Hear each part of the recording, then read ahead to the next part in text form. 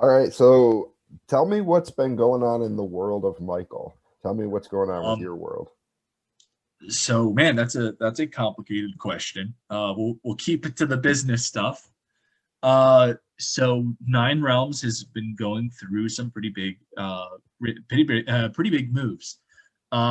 We launched our campaign for our first superhero book, The Embrace, on Indiegogo here back in, I want to say March. Um, and it did very well. We had our first campaign cross the five-figure barrier. We're currently sitting at 13,329, I think, raised on Indiegogo, which is a fantastic win for us. And the quality of the product speaks for itself. The concept of it has really resonated with people. Um, and so that's been doing really well. And in the meantime, I've also been working on like building up the brand. We have a whole bunch of IPs that are in development, as well as we're having our first webtoon series that's being worked on, and we're hoping to get some chapters out here at the end of the summer. That's called Errand of the Sable Knight, which we'll talk about a little bit.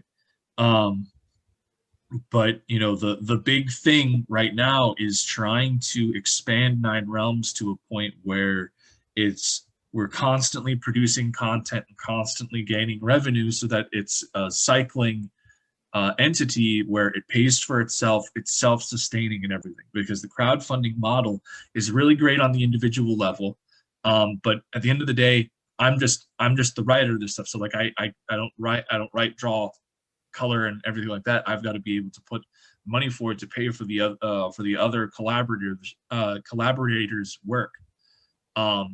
And so the goal right now is to get us to a point where we are having a consistent stream of revenue, where we are having these things to constantly fund these new projects, bring in this independent talent to really create a strong brand presence, and that's what we're really looking at doing right now. As I said, we've got Errand of the Sable Knight, which is our up and coming webtoon, which is looking gorgeous. The first few pages are in the process of being inked right now. They're stunning.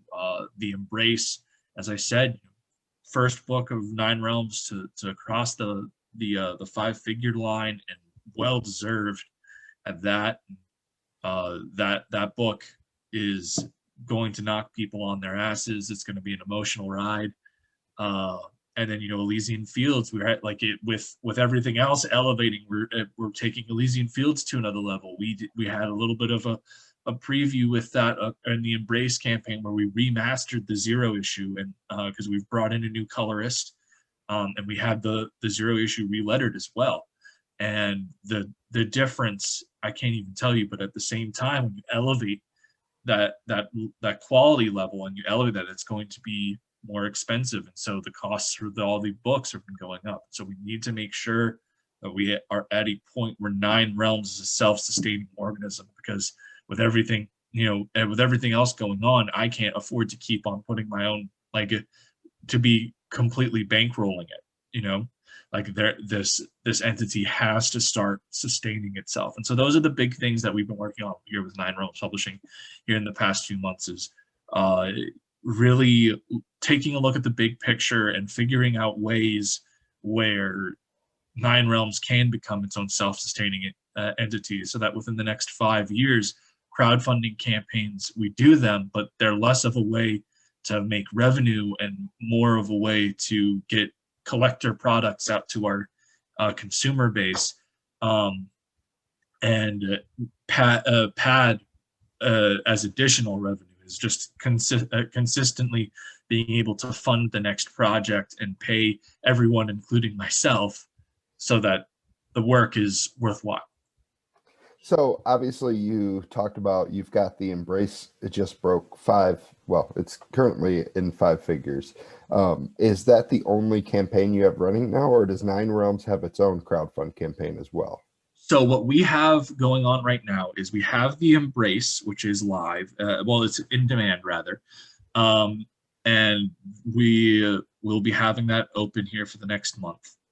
And then we have started a Nine Realms Patreon. And so the way that our Nine Realms Patreon works is that we have created different tier levels for a dollar amount that you donate per month um to the Patreon that gives you different levels of access. So like our base levels are like at $1 a month, you get a personalized thank you message from me that says, "Hey, thanks, thanks for your support. It's really awesome of you. Every dollar counts," kind of deal. And then at $5 per month, you get sneak peek access at all of our upcoming progress on books. So like page updates, concept announcements, everything like that. Like every single time there is something new from Nine Realms, you guys are the first to see it. And like page updates and everything, you guys are exclusive to see those. Any up and coming art from projects, you guys get the people that $5 tier and up get to see them exclusively. And then, at $15 a month, I do sketch cards for everyone that's at that tier. And every month I ask you, "Hey, who do you want for your sketch card?" So I draw a sketch card at your request and we send it out to you. And then you also get access to all of the digital copies of our books at $15 a month. So like, and it just keeps going up from there. At like $20 a month, you get an annual care package of all of the Nine Realms books, all of our add-ons from the previous campaigns, plus all of the covers for those versions of the book will be Patreon exclusive. So like it'll be I'll be getting like an actual cover artist to come in and do a Patreon exclusive cover for Elysian Fields issue 0, for Elysian Fields Pyramid Gambit, for the Embrace, for whichever projects we're doing. And like it just keeps going on from there. You get an annual you get that as an annual care package on top of everything else that you're already getting. And then once you get up into the higher levels of things, you get like producer credits, the ability, and I think our max tier is at like 100 a month, and you get to pick out original art from any of our books, any of our projects. Does the Patreon also include with those tiers and you're getting the exclusive first look, does that include the webtoons like the one you were telling me about? Yes. So like we have Errand of the Sable Knight that's in production right now. So if you're a member of the Patreon at that $5 tier, there are I think 3 updates that showcase the Dino's progress, our line artist, on Errand. And you guys are the only ones that get to see that. So, okay, first let's talk about the Embrace, because I want to dig into the web and the webtoon, but I want to know a little bit more about the Embrace, because I don't think that's something we had talked about in the past. No, that happened. As you said, you had to step back for a little bit because personal health, everything like that. Things have been crazy over here. The Embrace is effectively, I'm going through a divorce. And so it doesn't matter how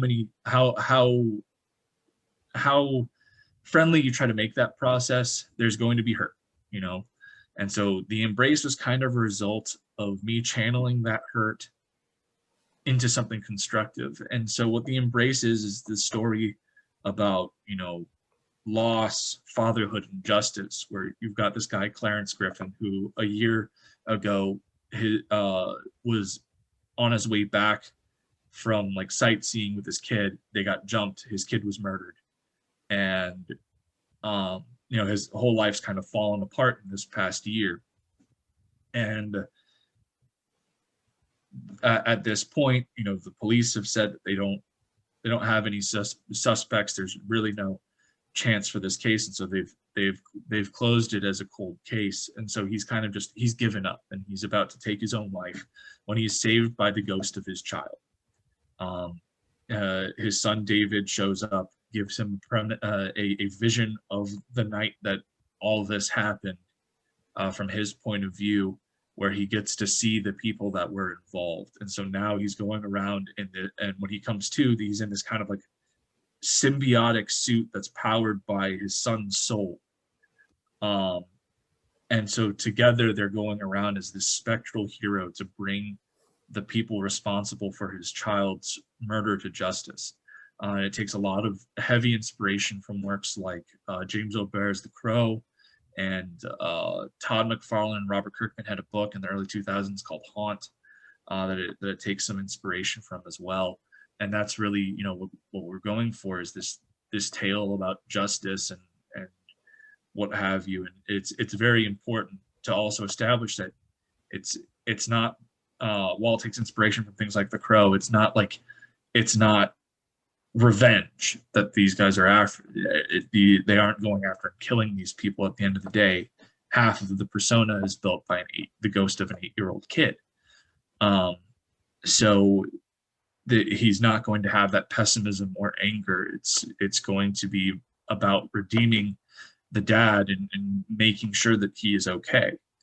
And as such, it's not quite to that level of violence. It's still very much at its core a superhero book, and that's what we really wanted to go for with the story. And it's really resonated with people. The design has really just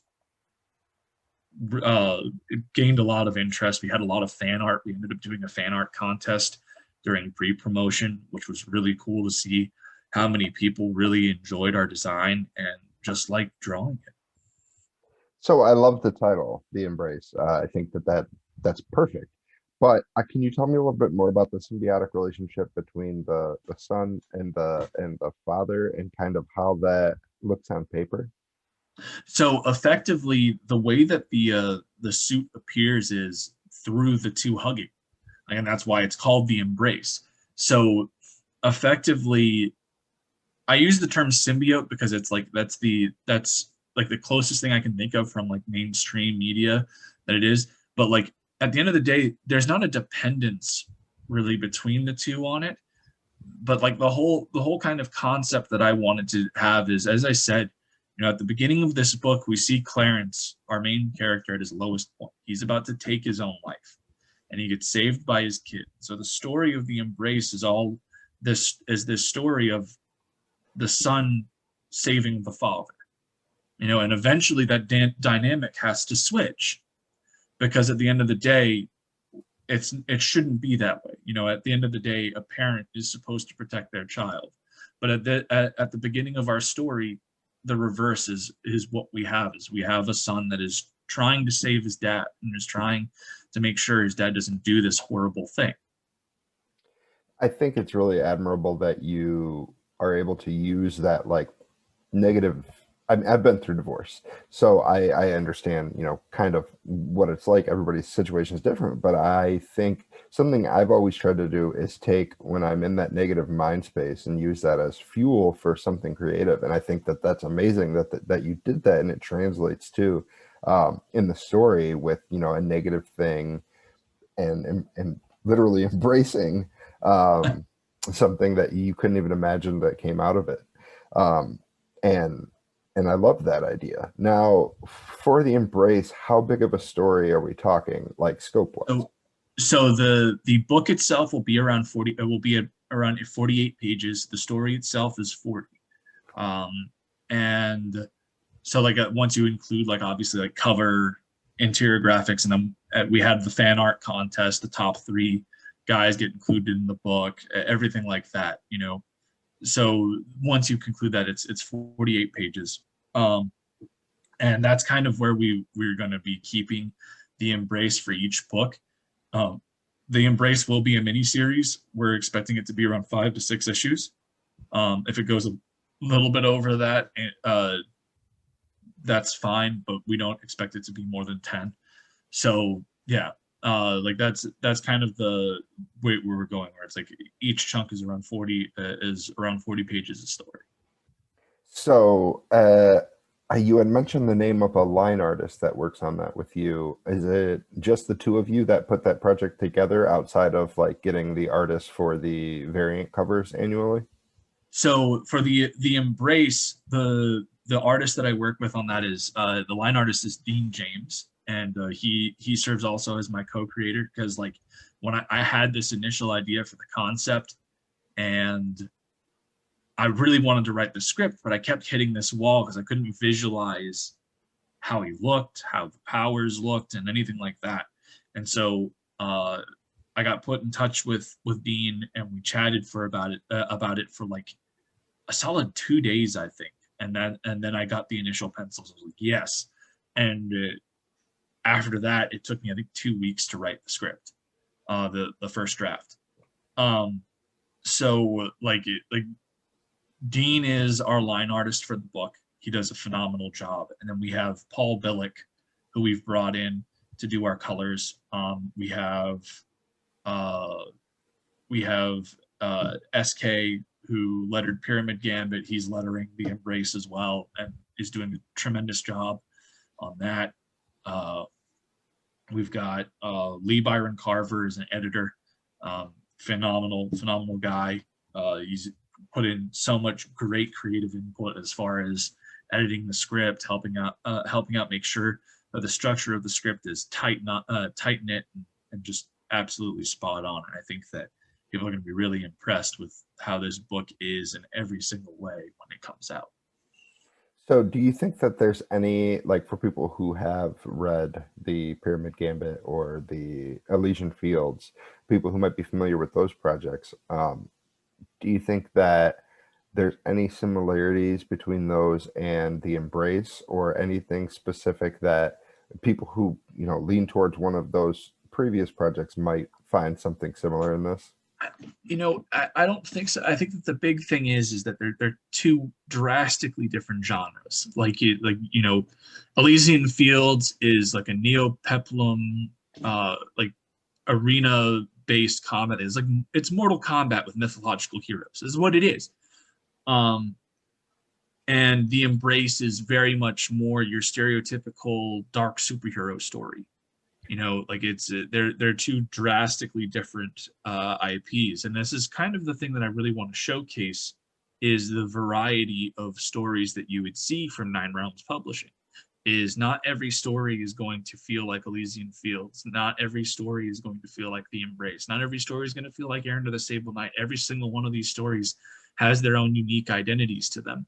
And like even things like Errand of the Sable Knight, which is our webtoon series, and The Embrace, they're both historical and fantastical, but they're also two drastically different stories as per their tone.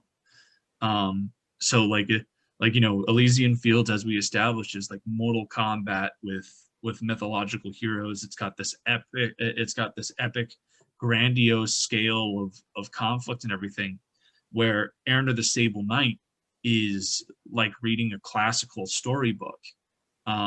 And it's far more personal in nature. It's a story about a guy trying to redeem his greatest failing as a knight.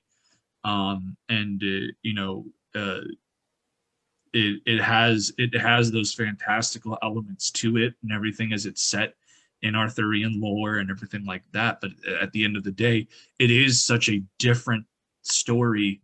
Even just down to how I wrote the script for that is so dramatically different than Elysian Fields, where you really get this sense of every story that you will find from Nine Realms Publishing has its own personality, has its own identity, and there's a story for anyone. Did you say that the webtoon is called Arthur the Disabled Knight? It's Errand of the Sable Knight. Okay, Errand of the Disabled Knight. Can you tell me, did you initially view that as a webcomic, or were you, when you initially put the story together, were you kind of approaching it for the medium, the comic book medium? So the initial concept was that I wanted to do it as effectively like a graphic novel storybook, where I wanted to get it done as like this hardcover, leather-bound book that was also like a graphic novel. And I wrote the script, and the script for just the main for the story of Errand of the Sable Knight runs at around 169 pages. It's long, and I couldn't personally finance that, even with crowdfunding, with the reach that I have. Like I couldn't. That's not something that I'd be able to achieve, because I would need around 20 grand just to get the book done, you know? And so what I figured instead was the book's broken down into chapters, just like, as I said, like a storybook would be. And so, gotta love spam. Um, but so the idea to do it as a webtoon came from, I had been releasing the zero issue of Elysian Fields up on Webtoon, and we'd gotten a lot of positive response from that, a lot of really positive engagement from it. And I was like, you know what? This could be an interesting thing, because if we have this as a Webtoon exclusive thing, we're hitting a whole other market, and we're building some interest, and we can expand the Nine Realms brand, bring people in, build that audience on a free platform, and then when it's ready to be produced into that cover, we can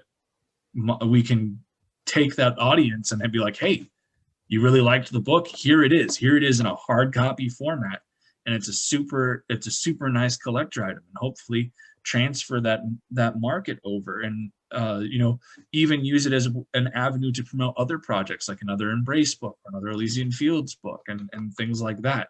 And so that's the whole goal. Is I saw it as another way to approach marketing, and another way to get our stories out there and expand the audience, because that's the thing that I honestly, at this point, I need to expand the audience and get to a point where we are able to again, goes back to that whole concept of Nine Realms becoming a self-sustaining entity, where we're constantly bringing in the funds to keep making more content, to keep making more projects. And I can't do that with the audience that I have currently.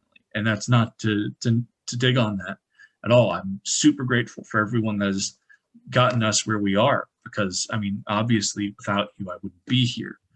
But at the end of the day, doing a crowdfunding campaign once every few months isn't going to translate to me being able to consistently fund content. And hopefully, I feel like the webcomic is an opportunity for proof of concept to hopefully get a lot more people on that train, and for Nine Realms Publishing in general. So outside of those, I guess, two mediums, do you think that you would approach anything else in the future for like in the near future for Nine Realms, or are you kind of focused on just those different right comic? now? I think that the focus needs to be production of our premier products. Like that's what the focus has to be, because there is no way that anyone is going to invest in any other ventures that we try to attempt if we aren't sticking by and making sure that the things that we are producing are getting out to our consumers on a regular basis, and that we establish a reliable reputation as creators. And that's ultimately what this is the first 3 years of me making comics is all about building a brand and building reliability. If people know that Nine Realms is a brand that if you put your money behind, you get your content, you get and you get it in pristine condition, and you get it on time, that will hopefully, that goodwill will spread, and we will bring in more people. We will constantly be bringing in more people to take it off. And that's the goal, is just focus, hunker down, and get this stuff out there. Because the more stuff that we have out there, as you said, it's proof of concept, right? Like even if it's on a free medium where I'm not really making anything off of it, it's still an opportunity for people to see that we are producing content, and that if they were willing to throw money our way and help us on that journey, they have the opportunity to do so. And that's cool. So, okay, with Nine Realms Publishing, you've got the webtoon with the Knight. You have the Embrace. You've done Elysian Fields. Is there anything else that you guys have done with that brand that we haven't spoken about, whether it be by you or maybe another writer or artist? I am workshopping 2 IPs right I have the script written for one of them, and I'm in early concept of the other one.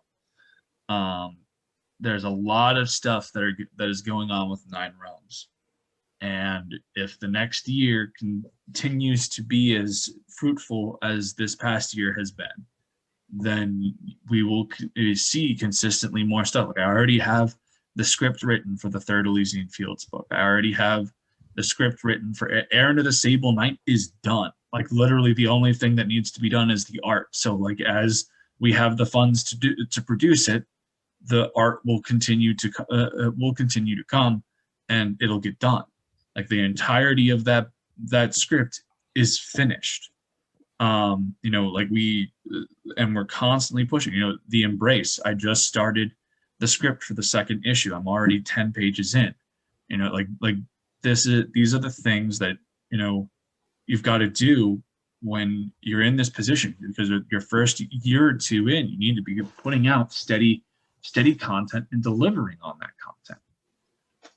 When did you first start Nine Realms Publishing? Because I think you had already established it when we initially first talked, which I think you and I met maybe a year and a half ago now, something along those lines. It is about a year and a half, and frankly, I established Nine Realms Publishing maybe like 3 or 4 months prior to us first talking.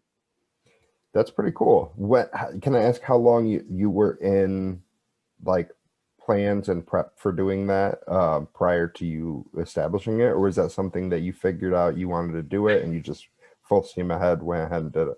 I had notions about doing stuff, but like really I didn't really start executing anything until I started like it was a whole snowball process.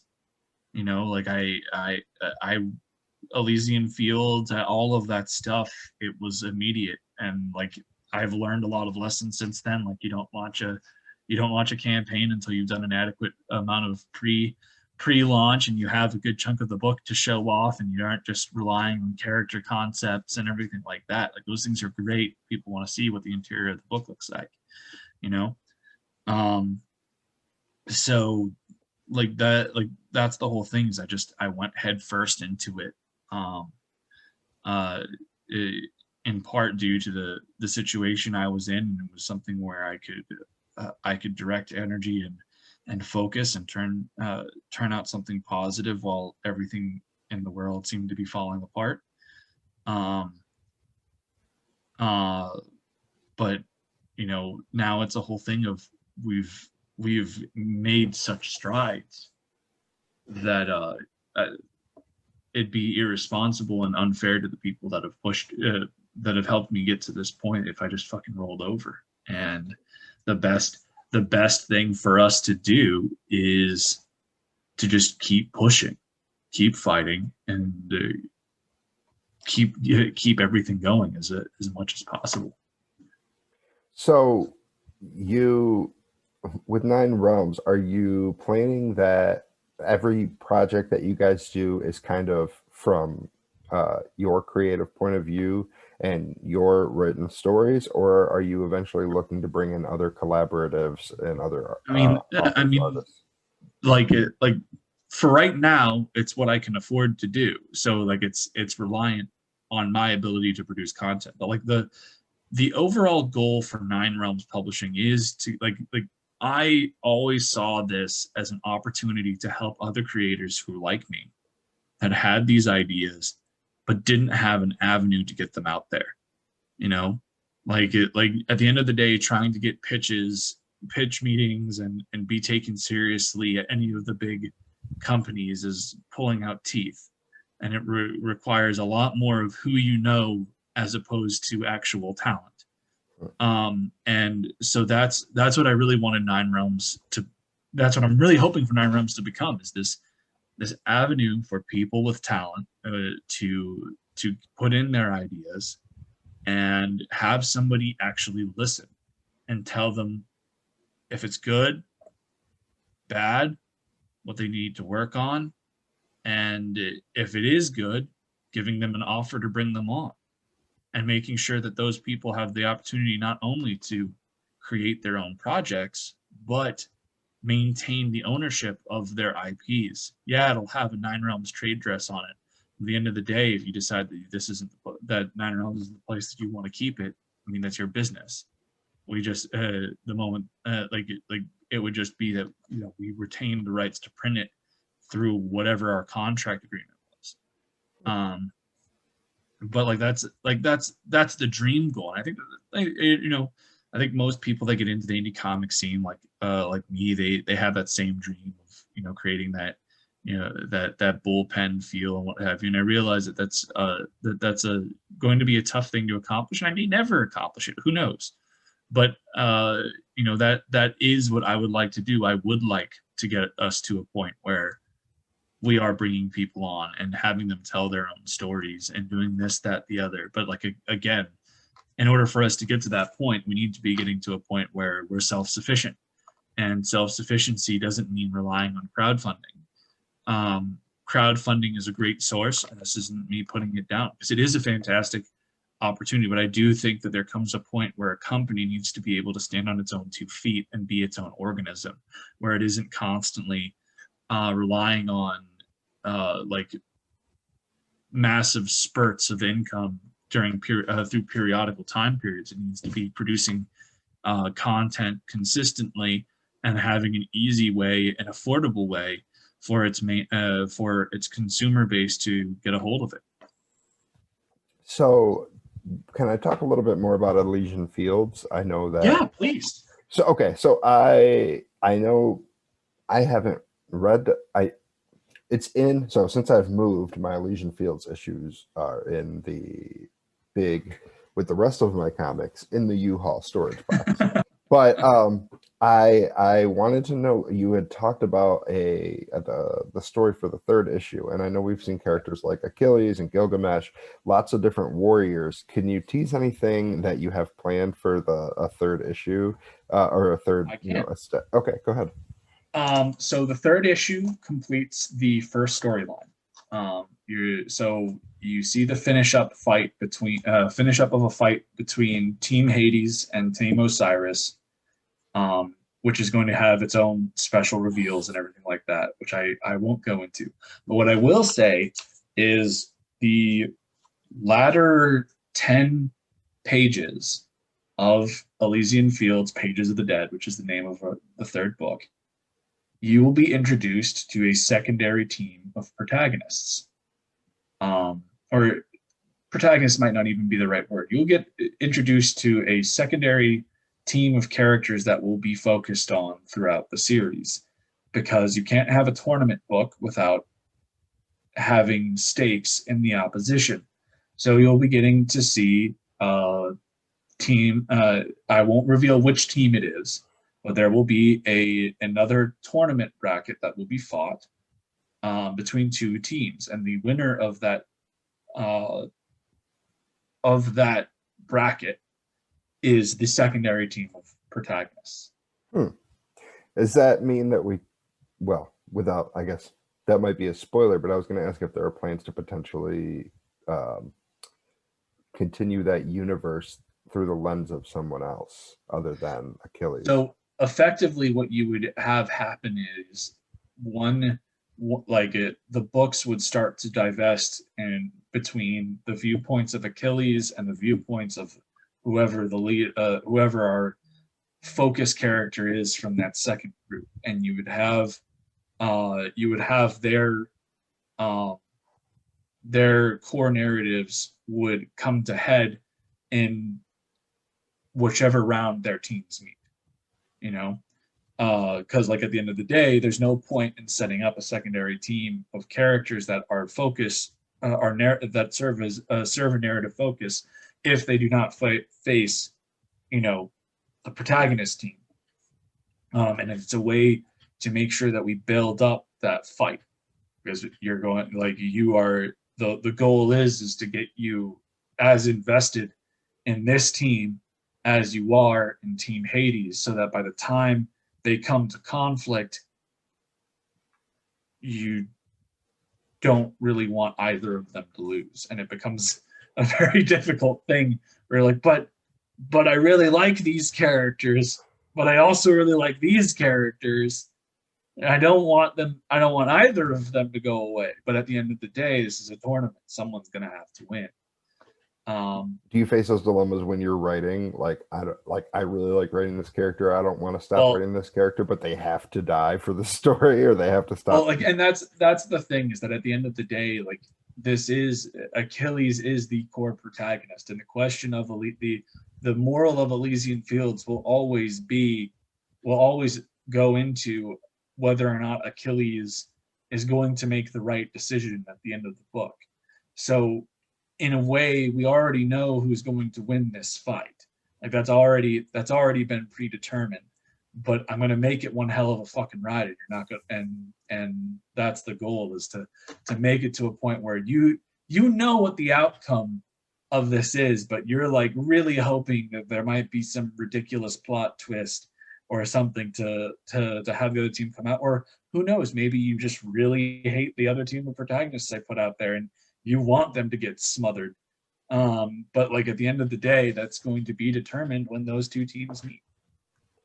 So you've got, that going on. You have, is there anything else going on with the Pyramid Gambit, or was that a?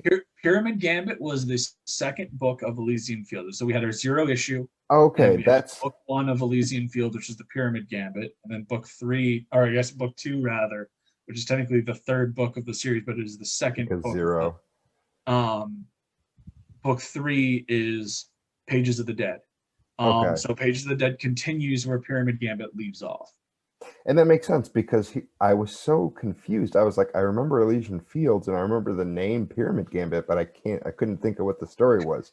And now I realize that it's the same thing, which makes It's a lot more sense. it's it's just a whole part of it, and like the whole arc has the whole first arc has a name. I won't say it because there is it contains a spoiler for Pages of the Dead. But like when that happens, as I said, we had remastered the zero issue for the Embrace, and we're going to do the same thing for Pyramid Gambit. We're going to go back and have the new colorist go back and recolor it, and then have the letters put back over there.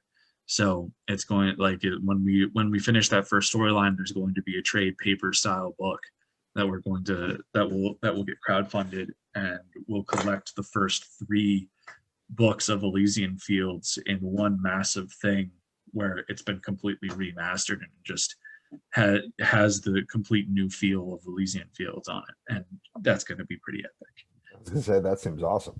So, do you have any plans? I mean, okay, let me reword this. Nine Realms Publishing is obviously your world. You've got these different projects, and you're really focused on building your own IPs and creator, I like helping creators with their IPs. Is that your goal for the rest of your? I don't want to say for the rest of your life. You're pretty young, but I mean, is that your ideally where you plan to stay headed, or do you have hopes to work on any IPs that already exist? So I mean, I've been taking a lot of I take freelance work where I can, because like at this point my whole thing is that the money I make from my job deals with my personal stuff.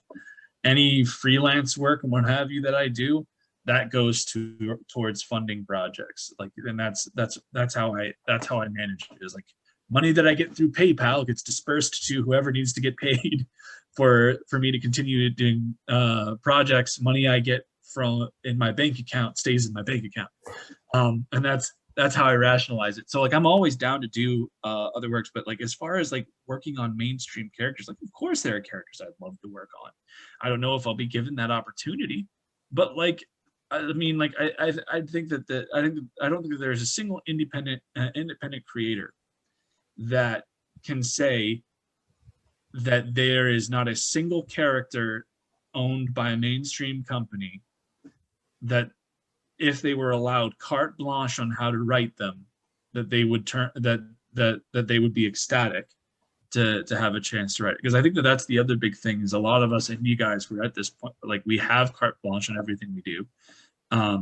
There are properties that I think that that's the one thing that holds a lot of us back from going over to the mainstream is just being like, yeah, I would, it would be cool to write this character, but I don't want to play by your rules. I want to play by my rules. I want to write this way and what have you. and so like that's the other big thing is like you know how much constraint would be put on me and my creative abilities, because I've written for other people before, and it's not satisfying when they're beating down your deck and they tell you that they don't want you to do this, that, or the other, and you're just like, well, what was the point of bringing me on if you weren't going to let me write? um So yeah, I mean, there's obviously characters that I would love to write for. You know, the Shadow is a big one for me. Um, uh, I had a Zorro concept at one point that I thought would be really fun. I have had this concept for years about a Thomas Wayne Batman story. Um, but like as I said, man, like at the end of the day, that's just a matter of, you know, are they interested and are they going to let me write what I fucking want to write? Or are they going to breathe down my neck and be like, well, actually, you can't do this, that, or the other. And I'm just gonna be like, well, there was no fucking point in me doing this then. So And with Nine Realms, it's your universe. I mean, literally, it's exactly. your universe. So it's whatever you want to do. Did you land on Nine Realms after like tossing a couple other ideas around, or did you always know Nine Realms was going to be the title of your company? It was like the third or fourth on my list. Like what I did effectively was I was going through and I was registering the LLC, and I had like my top five names that I had picked, and I was just going down the list of the LLC tracker. And so when it got I think it like Nine Realms Publishing LLC was like the third on my list, and when I got there, um, I was like, okay, cool. That's the best it's going to get. When it said, is like, this name is available for use, I was like, fuck yeah, awesome, registering it. Nice. So I know we've covered a lot of the stuff. Is there anything else that I haven't asked that you wanted to touch on, project wise, or any social media or websites that you'd like people to get to? I know that I we're mean, going to include like the crowdfund and the Indiegogo links in the actual articles, but is there anywhere specific you would like to, direct people who are I mean, listening to this? the big thing that I would like to direct people towards at this point is our Patreon. Like, yeah, we have the Embrace and Indiegogo, and we'd love your support on there as well. But like, the Patreon is so crucial right now in establishing the longevity of the brand, that like that's really where I really want I would really like people to go take a look, because if we can get at that point where, like, right now our goal is to get us to a point where we have $500 a month coming in, because at that point, if I have $500 a month that I can disperse out to creative teams, I can effectively be working, splitting that money like half and half between two projects and getting pages done. And like that's huge. So that way it ensures that I'm pretty consistently doing, like, you know, two projects at a time. Um, and that's going to be the big thing. That's, I mean, that's awesome, especially because like I always try to have at least two projects going on, because it's like if you get a little bit of writer's block in one area, you focus on something else. That's why I do writing and I do podcasting, because it's like if I get stuck on one, or if I like need a break from one, I can still stay in the other area, and those passions kind of feed each other. So Yeah, um, absolutely. I feel you there. Is there anything I didn't ask about any of the projects that you wanted to mention, or just anything else that I didn't say that you never really get a chance to talk about in these interviews? You know what? I don't think so, man. It's always a good time coming and chatting on with you about this sort of stuff. It's really cool to have to get a chance to talk to this stuff with people. So I'm just grateful for you having me here, in all honesty. And that's what it comes down to, is the fact that people are interested in this stuff to begin with is just super humbling to me, because it's like I think back to where I was a year ago, 2 years ago, and if I were to tell them that we were at this point where I was, you know, getting out there and getting to talk to people about this, and was a building an established brand and everything, I don't think I would have believed it. So it's just, I just say thank you.